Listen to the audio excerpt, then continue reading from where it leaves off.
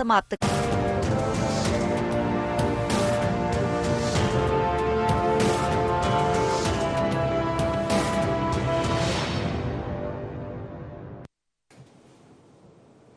नमस्कार, बाखबर में आपका स्वागत है। मैं हूं राघवेंद्र सिंह।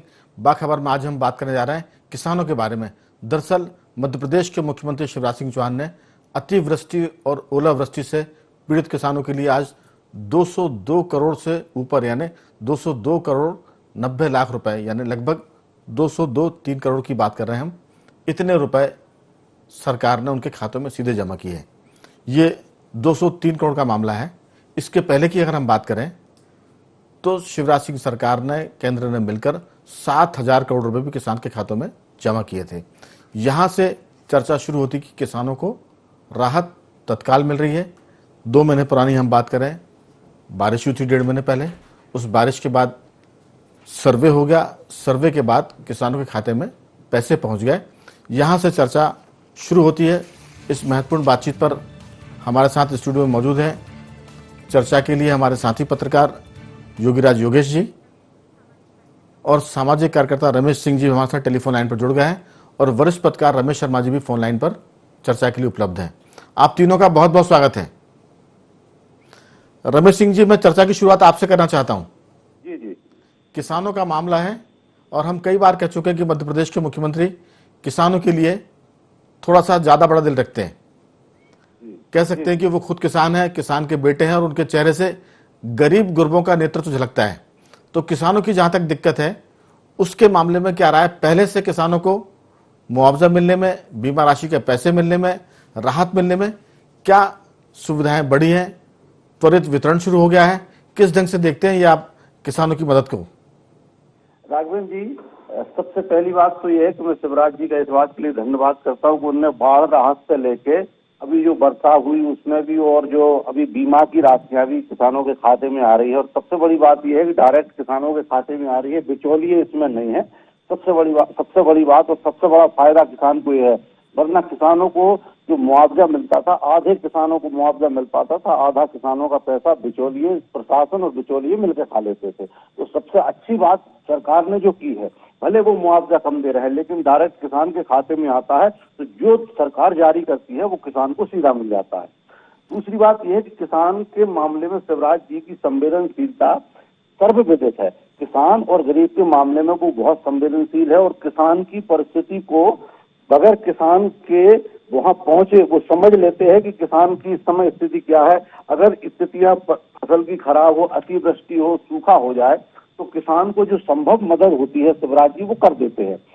बीमा की जो राशियों का सवाल है, तो बीमा की राशियां आना शुरू हो गई है, कुछ आ गई है, कुछ अभी लिस्टें नहीं लगी है, लेकिन ये तय है कि वो जो जितना जारी होगा वहां से वो किसानों को मिल जाएगा। बिल्कुल, लेकिन एक चीज और है, अभी कुछ दिनों पहले ही 7,600 करोड़ से ऊपर किसानों के खाते में पैसे जमा किए थे, तो उसके मुश्किल से हफ्ते भर के बाद ये 202 करोड़ 90 लाख रुपए सरकार ने जमा किए हैं। जैसा आपने कहा कि सीधे खाते में जा रहा है, लेकिन एक चीज मैं आपसे और अगली बातचीत के दौर में पूछना चाहूंगा कि किसानों के खाते में सीधे पैसे जा रहे हैं, लेकिन किसान गौ सेवा के मामले में पिछड़ रहा है, क्योंकि गौ सेवा का मामला किसी भी सरकार के बस का नहीं है।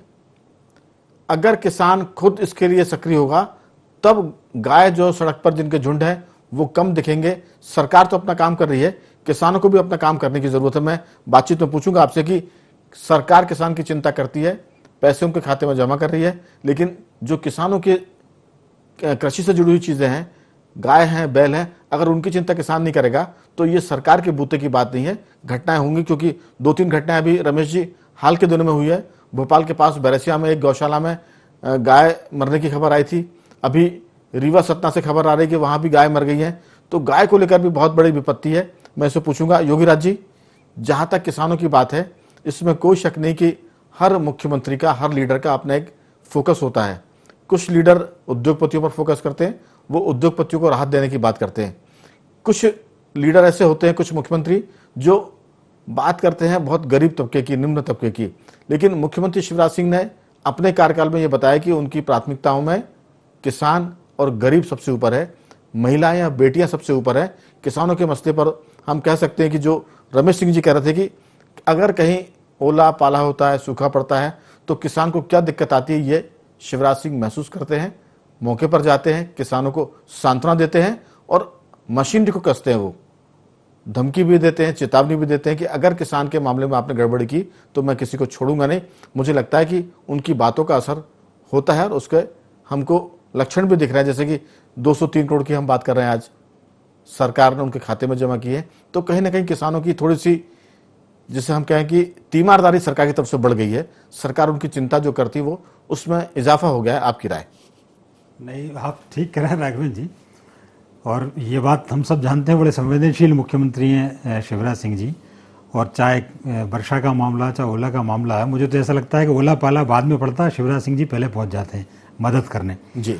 जिस तरीके से उन्होंने, जिसको कहते हैं ना, खुले हाथ से मदद करने की जो एक प्रोग्राम शुरू किया, जो 7,000 करोड़ का आप पहले जिक्र कर रहे थे, और 203 करोड़ अभी जो उन्होंने डाले हैं। लेकिन इसमें इसकी भी एक आपने बड़ी महत्वपूर्ण बात की इन सब चर्चा के बीच में, कि किसानों को भी ये जिम्मेदारी लेनी पड़ेगी, जो आपने गोवंश की जो आपने चिंता जाहिर की।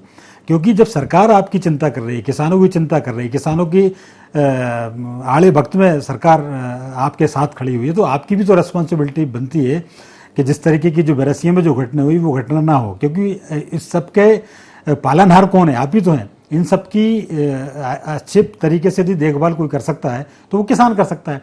तो सरकार अपनी जगह काम कर रही है, लेकिन अब इन सब चीज़ों से किसानों की जिम्मेदारी और बढ़ जाती है। और एक चीज़ और मैं ये कहूँगा कि मुझे ऐसा लगता है कि बार बार किसानों के खाते में में राशि ट्रांसफ़र करना, किसानों के दिल खोल के मदद करना, कहीं मुझे ऐसा तो नहीं लगता कि कहीं कुछ ज़्यादा ही किसानों के प्रति आप संवेदनशील होगा। और उनको जो मेहनतशील जो किसान होता था, शायद वो मेहनत करने से भी बचने की एक, अब उनको लगता है हर चीज में सरकार दे ही तो रही है, तो कौन मेहनत करे? लेकिन युवराज जी, किसानों की जरूरत तो बहुत ज्यादा होती है। हम ये तो नहीं कहते कि ऊंट के मुंह में जीरे की तरह ये मदद सरकार की, लेकिन अगर वक्त पे मदद मिल जाए तो वो छोटी मदद भी बड़ा काम कर जाती है। तो किसानों की जरूरतें बहुत है, आवश्यकताएं बहुत है। लेकिन जैसा आप भी कह रहे हैं, हम भी चर्चा में बात कर रहे हैं कि अगर सरकार खेत की चिंता कर रही है तो गौ माता की चिंता किसानों को करनी चाहिए। सरकार खेत की चिंता करती है, फसलों की चिंता करती है, और अगर उसकी चिंता में कमी होती है तो फिर उस पर मांग करने वाले भी बहुत होते हैं। कांग्रेस बैठी हुई है जो सरकार पर दबाव बनाती है, मीडिया जो सरकार को बताता है कि कहाँ दिक्कतें आ रही है। इसके बाद अगर सरकार सब कुछ कर रही है, जो उसका बजट है, जो उसका जितना भी उसकी पॉकेट है, उस हिसाब से, तो किसानों को भी गाय की चिंता करने की जरूरत है। क्योंकि रमेश सिंह जी मेरी इस बात से जरूर सहमत होंगे कि पहले कभी जमाना था कि गांव से शहरों में दूध आया करता था, और अब ये गुजरे जमाने की बात हो गई है। अब शहरों से गांव में दूध जाता है पैकेट का। तो इसी के चलते जो गाय हैं, बैल हैं, बछियां हैं, ये मेरे ख्याल से सड़कों पर आ गए हैं और उनकी स्थिति लावारिस जैसी हो गई है। कोई उनका वारिस नहीं है। किसानों की मैं एक बात पर जरूर थोड़ी सी आलोचना करूंगा कि वो गाय का दूध तो लगा लेते हैं और दूध लगाने के बाद वो गाय को छोड़ देते हैं बाहर आवारा। वो एक तरह से उसकी खुदगर्जी है। रमेश सिंह जी, इस पर आपकी क्या राय है? राघवेंद्र जी, इस मामले में मैं किसान होते हुए भी पूरी तरह आपसे सहमत हूं कि किसान इस मामले में बहुत कृतज्ञ है गौ माता के लिए। आप एक कृषि के अभिन्न अंग के रूप में बात कर लें, चाहे धर्म के रूप में बात कर लें, किसानों ने गाय के साथ जो किया, मैं आपको एक निजी विश्लेषण बताता हूं कि जब किसानों की गौशाला में गाय हुआ करती थी तो सेवा तो स्वाभाविक है करनी पड़ती थी।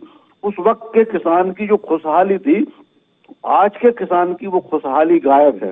पैसा आता है लेकिन पैसा कहाँ जाता है पता नहीं चलता। मैंने बहुत गहराई से विश्लेषण किया और इसका एक ही कारण मैं समझता हूँ कि गाय की जो बदहाली रोड पे हो रही है उसका सीधा सीधा हिस्सेदार किसान है।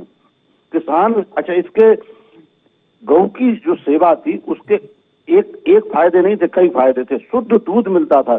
मैं भोपाल में रहा था 2 साल पहले, 5 महीने, जब मुझे एहसास हुआ कि शुद्ध दूध क्या होता, वहां शुद्ध दूध मिलता ही नहीं है। तो शुद्ध दूध मिलता था। वो शुद्ध दूध के साथ देखिए गौ की जो कृषि जो अर्थव्यवस्था है, आप देखिए बड़ा आदमी दूध निकालता है, इसके बाद उसका जो छाछ बनता है घी निकालने के बाद, वो गरीब लोगों को मिलता है। उसमें उतना ही प्रोटीन होता है जितना दूध में होता है, वो उसे निःशुल्क मिलता था। आज बड़े लोगों को घर में दूध नहीं मिल रहा। मैं आपको बताऊं, गांवों में लोग थैली का दूध खरीद रहे हैं। इसके बाद उसका जो गोबर मैं आपको एक और बहुत महत्वपूर्ण बात बताता हूँ। मैं सिर्फ इतनी सी जानकारी दे रहा हूँ आपको, थोड़ा सा रोक रहा हूँ। हमारे साथ टेलीफोन लाइन पर वरिष्ठ पत्रकार रमेश शर्मा जी भी है। आपकी बात खत्म हो जाए तो फिर मैं उनके पास आता हूँ। और इसमें एक चीज और जोड़ूंगा रमेश सिंह जी, कि गौ पालना एक तरह से आनंद विभाग का भी काम हो सकता है, क्योंकि गौ पालन से ब्लड प्रेशर कम होता है। जैसा आपने कहा कि जो खुशहाली थी वो चली गई है, पैसा तो है किसानों के पास, मगर गौ सेवा नहीं करने से उनकी खुशहाली में कमी आई है। जी, बात पूरी करें रमेश जी। क्योंकि जो मिट्टी अनुपजाऊ होती थी, यानी जिन खेतों ऊसर भूमि जो होती थी उनमें अगर गौ का गोबर डाल दिया जाए तो वो हमेशा हमेशा के लिए उपजाऊ होता है। ये एक वैज्ञानिक फैक्ट है जो हर किसान जानता है जी। तो ये जो गौ पालन है ये अनेक रूपों में कृषि अर्थव्यवस्था को मजबूती कर देता था। आज वो गौओं को छोड़ने से कृषि अर्थव्यवस्था अपंग, अपाहिज और विकलांग हो गई है, और विषैली भी हो गई है, क्योंकि अब रासायनिक खाद मिल रहा है, गोबर खाद खत्म हो गया है। तो मैं लौटूंगा कि अपंग और उसके साथ साथ कृषि विषैली भी हो गई है। रमेश शर्मा जी, चर्चा की शुरुआत हमने की थी कि मध्य प्रदेश सरकार किसानों के प्रति बहुत संवेदनशील है। पिछले दिनों उन्होंने 7,600 करोड़ से ज्यादा किसानों के खाते में जमा किए थे। अब ओलावृष्टि की जो बात थी, पिछले दिनों की बात है, शिवराज सिंह चौहान ने आज 203 करोड़ रुपए किसानों के खाते में सीधे जमा किए, जहां बारिश और ओले की वजह से नुकसान हुआ था। तो कहीं ना कहीं सरकार खेतों की चिंता कर रही है, किसानों की चिंता कर रही है। अब किसानों की भी जिम्मेदारी है कि वो कम से कम गाय बैल की चिंता तो कर ले, जो दूध लाकर गाय को छोड़ देते हैं। ये एक तरह से विषय से थोड़ा सा हटके, लेकिन खेती से जुड़ा मामला है, आपकी इस पर जरूर राय चाहेंगे। जी, निश्चित रूप से राघवन जी, आपने बिल्कुल सही बात कही कि सरकार किसानों की चिंता कर रही है। आप मुझे बताइए, एक समय हुआ करता था कि खेती के आधार पर सरकारें चला करती थी, खेती से इतनी आमदनी होती थी, चाहे आप मुगल काल को देख लें, चाहे अंग्रेजी काल को देख लें, या उससे पहले गुप्त काल और मौर्य काल को देख लें, खेती की आमदनी से सरकारें चलती थी, समाज चलता था। लेकिन अब उल्टा हो रहा है, खेतों को, किसानों को सरकार के पैसों की जरूरत पड़ती है। खेती में कितनी ताकत है इस बात से अंदाजा लगा दीजिए कि लॉकडाउन के समय जब किसान का बाजार में आया, फसल उसकी आई, तो ही बाजार उठ करके खड़ा हुआ। तो खेती कहीं ना कहीं जीवन की, अर्थव्यवस्था की बुनियाद है। किसानों को दो चीजों पर विचार करना चाहिए। एक तो जिस तरीके से पशुपालन की आप अपन सब गाय पर बात कर रहे हैं, उनको इस बात पर, गाय पर लौटना ही पड़ेगा। दूसरी, गाय से केवल अकेले दूध से, घी से, मक्खन से या छाछ का ही लाभ नहीं होता है। गौमूत्र से और गाय के गोबर से धरती की उर्वरक क्षमता बढ़ती है। आप यूरिया डालते हो, मुझे अच्छी तरीके से याद है क्योंकि मैं भी गांव से आता हूँ। ये जो राजस्थान के ऊंट आते थे तो उनको बिठाने का पैसा देते थे कि हमारे खेत में तुम ऊंट बिठा दो, क्योंकि अपने आप जो यूरिया जाता था, गाय का, ऊंट का, घोड़े का, बैल का जो मूत्र गिरता है उससे धरती को यूरिया मिलता है। तो कुल मिलाकर के वो सारी की सारी चीजें इस समय बंद हो गई हैं। किसान को ये चाहिए तो एक बात समझ लीजिए, जिस प्रकार उधार के सिंदूर से कोई सौभाग्यवती नहीं बनती, ठीक उसी प्रकार विदेशी पद्धति खेती से खेती करके या विदेशी शैली का जीवन जी करके आप अपने राष्ट्र, संस्कृति और गांव का आप उद्धार नहीं कर सकते। गांव को अगर लाना है तो आपको पशुपालन की तरीके की तरफ आना होगा और उसमें गाय को पालना होगा और सारे जीव जानवरों को पालना होगा, तभी किसान का उन्नत होगा। सरकार ने निश्चित रूप से बहुत ज्यादा अच्छे पैसे डाले हैं, इससे किसान का रोटेशन बढ़ेगा, लेकिन किसानों से भी अपेक्षा है कि सारे पैसे को दिखावट, सजावट में, शहरों के आने जाने में या गाड़ी खरीदने में खर्च ना करें। इस पैसे को कहीं ना कहीं अपने खेतों की तरक्की में, अपने जीवन की तरक्की में लगाएं, यही अपेक्षा है। बिल्कुल, आपने ठीक कहा। लेकिन एक चीज और मैं आपसे भी मैं पूछूंगा, और योगीराज और रमेश सिंह जी से भी, कि हर गांव में पहले तो हर घर गौशाला हुआ करता था। हर घर के गांव में, हर घर में 3-3, 4-4 गाय होती थी, 4-4, 6-6 बैल होते थे, फिर उनके बछड़े बछियां होती थी। तो कह सकते हैं कि हर घर गौशाला था। लेकिन योगीराज जी, अब कम से कम एक गांव में एक गौशाला तो हो, ताकि ग्राम पंचायत के बजाय प्रत्येक गांव में गौशाला होगी तो मेरे ख्याल से जो गाय जो है लावारिस सड़कों पर रहती है, एक दुर्घटना की वजह बनती है, और इसके अलावा वो खेतों में नुकसान पहुंचाती है। और गांव के किसान जो है उनसे बचाने के लिए बड़ी पहरेदारी करते हैं, तार फेंसिंग करते हैं, चौकीदार लगाते हैं, काफी पैसा खर्च करते हैं ताकि गाय बैल रात में उनके किसानों की फसल, खेत की फसल चर ना जाए। मुझे लगता है कि अगर सरकार जो मदद करती है उसके अलावा गांव वाले खुद मिलकर हर गांव में गौशाला बना लें और सरकार उसमें कुछ अपना हिस्सा दे दे, जैसा जन भागीदारी हुआ करती थी, तो मुझे लगता है कि गांव की खेती जो है वो सुधर जाएगी। उत्पादन जो विषैला है, जिसकी रमेश सिंह जी बात कर रहे थे कि खेती अपंग हो गई है, विषैली हो गई है, वो बचेगी और साथ में खुशहाली भी आप में आएगी, क्योंकि आप गौ की सेवा करेंगे। जैसा उन्होंने कहा था, पहले लोगों के पास पैसे कम होते थे किसान के पास, लेकिन किसान खुश होता था, ईमानदार रहता था। अब उसके पास पैसे तो आ गए हैं, लेकिन वो बेईमान भी हो गया है और उसकी खुशहाली भी कम हो गई है। आपकी गौशाला पर राय? नहीं राघवन जी, बिल्कुल मैं भी इन सब वक्ताओं से इत्तेफाक रखता हूँ जी। एक महत्वपूर्ण बात यह है कि मुझे ऐसा लगता है किसान कम अब व्यापारी ज़्यादा होता जा रहा है, और उसके ये जो व्यापारीपन है, जो बनियापन है शुद्ध भाषा में, वो खेती में भी नज़र आ रहा है। जो सेवा की जो भावना है, वो सेवा की भावना बचेगा।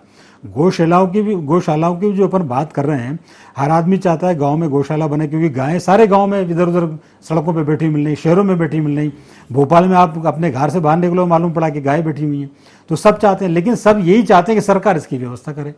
तो सरकार क्या क्या व्यवस्था करे? यदि सरकार कोई ये सब करना है तो फिर, क्योंकि कृषि से जुड़े जितने भी अनुषांगिक जो उससे जुड़े जो व्यवसाय हैं, उन सबकी जिम्मेदारी कहीं ना कहीं कृषि पालकों को, गोपालकों को और किसानों को लेनी पड़ेगी, क्योंकि कहीं ना कहीं ये मामला उनसे जुड़ा मामला है। अब कुछ दिनों से ये भी देखने में आ रहा है कि किसानों की भी कुछ जो मेहनत कश वाली जो बात होती थी, वो सरकार ने पैसे दे देंगे। मुझे तो ऐसा लगता है कि या तो उनका स्वभाव बिगाड़ दिया है कि जो मेहनत का अंदाज सरकार का पैसा तो इतना नहीं है जितना अपन उसका जिक्र कर रहे हैं। ऊंट के मुंह में जीरे की तरह है, नुकसान बहुत होता है। सरकार जो करती है वो उसके लिए तो सिर्फ एक घाव और मलहम की तरह है। लेकिन हमने, जैसा रमेश सिंह जी भी कह रहे थे कि पहले का किसान कमजोर था, पैसे कम थे, लेकिन वो गौ सेवा करता था। आपने जो बात की कि वो उसमें बनियापन आ रहा है, मैं उसमें एक शब्द जरूर जोड़ूंगा। रमेश जी और रमेश सिंह जी भी इस बात से सहमत होंगे, उसमें बनियापन नहीं, उसमें कसाईपन आ गया है। किसानों में गौ माता को लेकर तो कसाईपन है, क्योंकि वो उस गाय जिसकी पूजा करते हैं उसको वो मरते हुए देखता है, एक्सीडेंट होते हुए देखता है। वो अपने खेत में घुसने के बाद डंडे मार के भगाता, कई बार वो मरणासन हो जाती है। तो मैं उसको, बनियापन तो बहुत श्रेष्ठ शब्द है, पैसे कमाने वाला शब्द है, लेकिन वो कसाईपन है। जी नहीं, वही मतलब है ना, जब किसान फसल बोता है तो वो पहले उसका हिसाब लगाता है जी। कि मैं ये फसल बोऊंगा तो मुझे इतना मुनाफा होगा, तभी मैं फसल ये वाली बोऊंगा। अब आपको वर्तमान समय के और वर्तमान परिवेश के अनुसार आपको अपनी खेती की टेक्निक भी चेंज करनी पड़ेगी। आप कब तक गेहूं पैदा करोगे, कब तक सोयाबीन पैदा करोगे? ये इतना पैदा कर दिया आपने कि वो सड़ा रहा है, गोदाम में रखने के लिए जगह नहीं। बिल्कुल। तो आपको कहीं ना कहीं ये भी बड़ा महत्वपूर्ण विषय है। आपने कहा कि फसलों का चक्र बदलना पड़ेगा उसको, कि सिर्फ गेहूं, सोयाबीन और धान से काम नहीं चलेगा। आपको जमीन को बचाने के लिए, फिर मैं बात करूंगा चूंकि समय का, हमें ये विषय बड़ा महत्वपूर्ण, हमने किसान को जोड़ा, इसकी गौशाला की बात कर रहे हैं। पहले का किसान हर साल खेत में फसल बदलता था, एक साल गेहूं बोता था, दूसरे साल चना बोता था, फिर एक साल अरहर बोता था, फिर वो बटला बोता था, फिर मसूर बोता था। तो ये ज्ञान पुराने किसानों को था।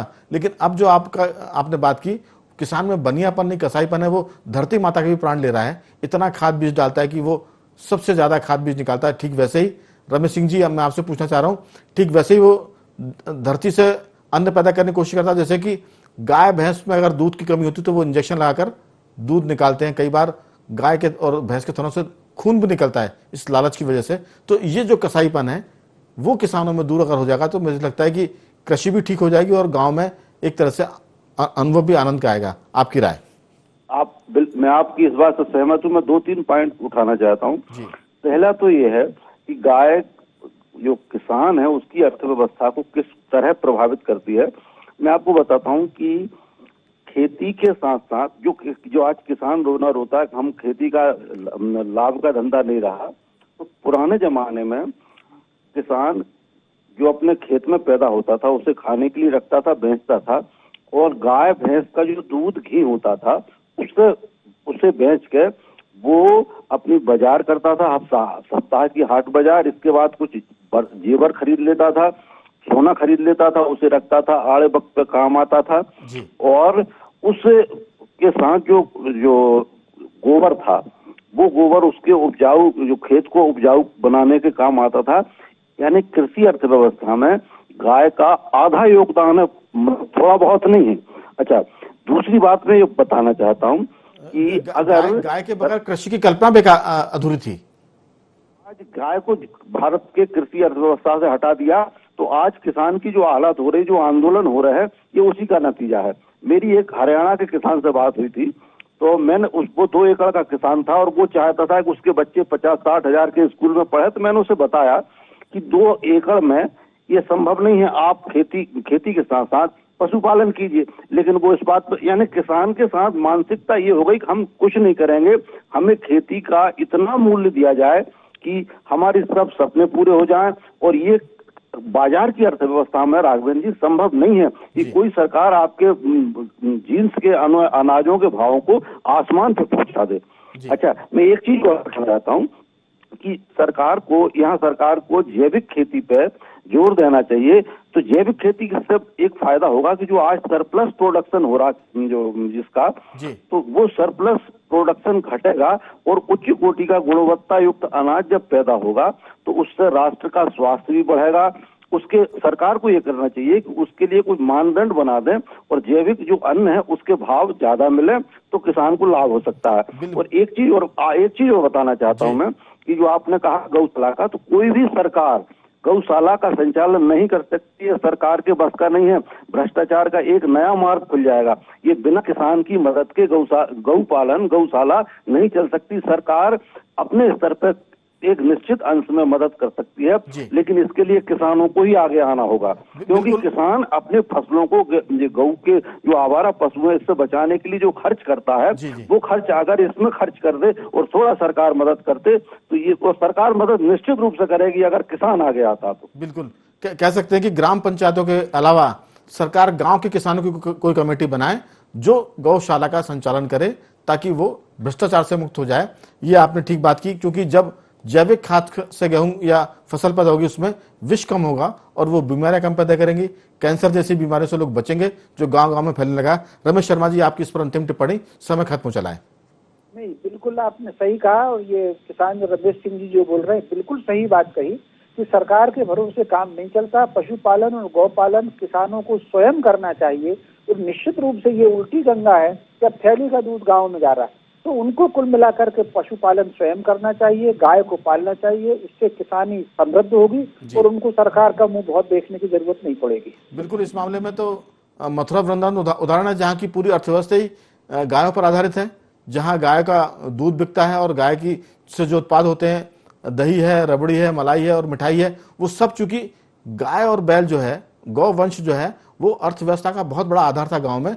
उसकी कमी से लोग अब फर्टिलाइजर पर आ गए, रासायनिक खाद पर आ गए हैं और वो सब बीमारियों को पैदा कर रहा है। शर्मा जी, आपने जो कुछ कहा उसमें और कुछ जोड़ना चाहते तो जोड़िए 2-3 वाक्यों में। निश्चित रूप से हमको कहीं ना कहीं ये जो हम स्वतंत्रता की बात कर रहे हैं, तो जो स्वत्व जो है, जो हमारी अपनी जो कृषि की परंपरा रही है, पशु आधारित कृषि की परंपरा रही है, उससे 2 प्रकार का गांव में सुविधा होगी। मुझे एक समय था जब 20 लोग खेत मिलकर के काटते थे, गांव में कोई बेरोजगारी नहीं थी, सब कृषि कार्य करते थे।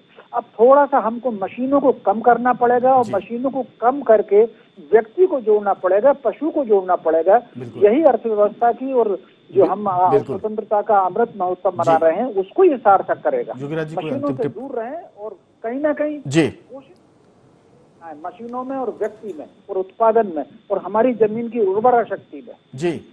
नहीं, मेरा केवल एक ही पॉइंट बताऊंगा कि किसान केवल लेने का भाव ना रखे, जो देने का भाव जो प्राचीन था वो भी बरकरार रखे। बिल्कुल। चलिए, तो कुल मिलाकर हम कह सकते हैं कि सरकार किसानों की मदद कर रही है।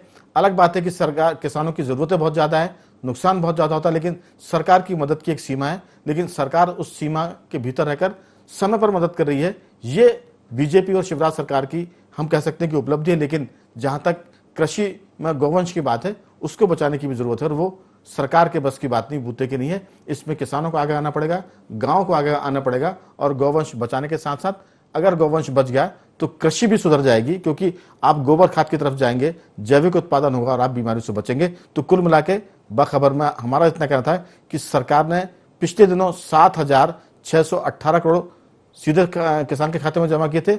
आज 203 करोड़ जमा किए सीधे किसानों के खाते में। अब किसानों की जिम्मेदारी है कि वो अपनी खेती को सुधारें और समाज के प्रति गौवंश का दायित्व समझे। बखबर में आज सिर्फ इतना ही। कल किसी और मुद्दे पर आपसे बात करेंगे, तब तक बने रहिए हमारे साथ और देखते रहिए IND24।